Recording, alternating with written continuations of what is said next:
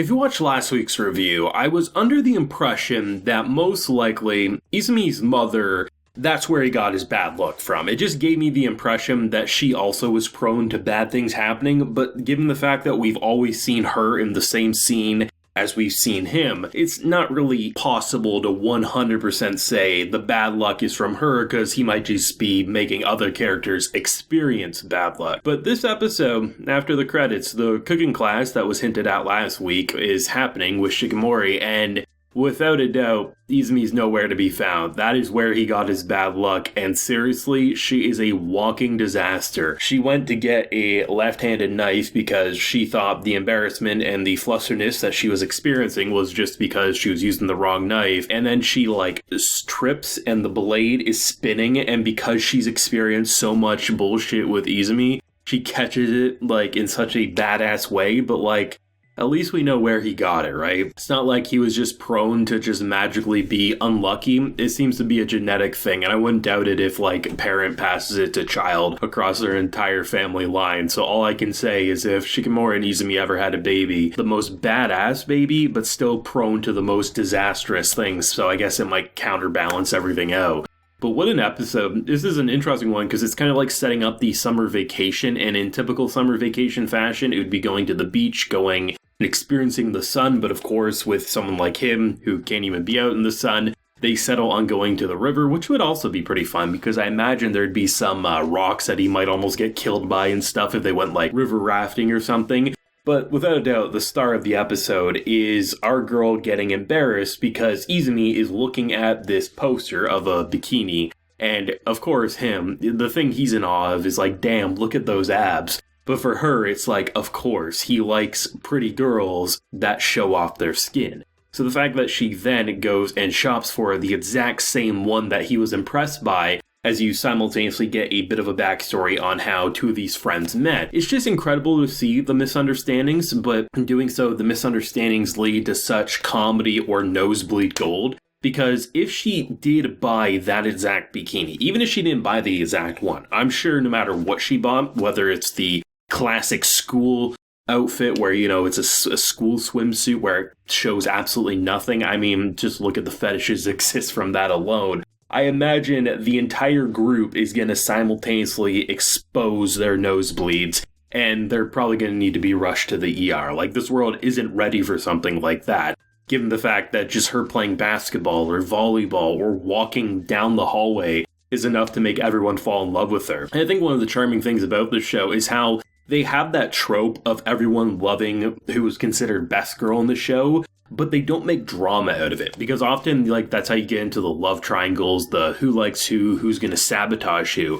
But when you look at this group of friends, you don't get the impression that they would ever try to get in between this couple. That they are, without a doubt, perfect for each other. At times, you think Shikimori is the one who has Izumi wrapped around the palm of her hand, and then at other times they think Izumi is the one doing it to her, just the fact that he calls out, you bought something, you're clearly lying, I want to see it, and she gets embarrassed and flustered. When in actuality, they both have each other wrapped around each other's little finger, right? But the fact that even though you have these characters being I'm totally in love with her, she is without a doubt the perfect person, the exact woman I'd fall in love with, they're never going to break apart, these two. And I think that's what makes it so charming, is that they legit just feel like awesome friends who understands what the others are feeling, and they poke fun, they have fun, but they're never going to cause major conflict with the other. And that one moment, it was within the first couple of minutes of the episode when they were establishing the fact that he can't go in the sun for too long. They're all going over their ideal vacation spots. And then you have this one girl who's my ideal one is just sitting inside with someone's AC blasting. And I'm my girl, that is without a doubt the best answer right there. It's a hot sunny day. I'm going to sit in front of an AC, probably drinking an iced tea or something and just enjoying the day. And I'm that was fantastic. But I just really enjoyed this one and last week's. I mean, I liked this show from episode 1.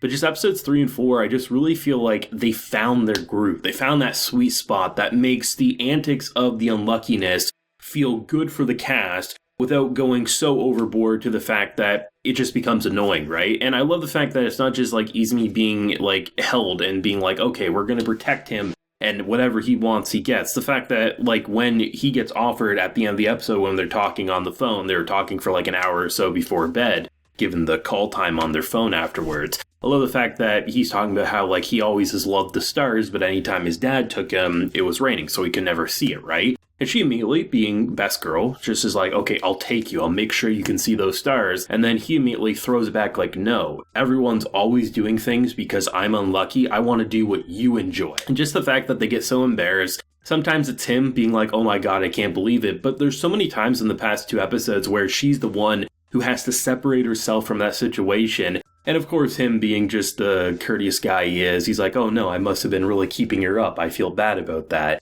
And just the fact that it's very 2 different situations. Izumi gets a very soft-spoken mom voice being like, don't be screaming too loud at night. And then the brother Shikimori comes in being like, just kind of like, shut the hell up sort of a thing. What actually surprised me was I actually saw quite a few people say like they didn't really like the first 2 episodes, but really enjoyed episode 3. So it'll be interesting to see if people who had like a similar opinion of that consider episode 4 to be more in an episode 3 quality or episode 1 or 2. Because like I said, I think episodes 1 and 2 were good, but it was just kind of like getting the groove of the show going. So episode 3 to me didn't really change much, but it just kind of like, it let all the different elements have their time to shine without one overpowering the other. Like, the most overpowering thing in this show is the death glares of Shikimori, and they don't abuse those either. But when they're there, like, there's nothing else you can focus on. And I love the fact that she's not a yandere, she's not someone who actually is going to beat the shit out of people. It's more so like this amazing jealousy, but the fact that they don't abuse jealousy either is something that I really like.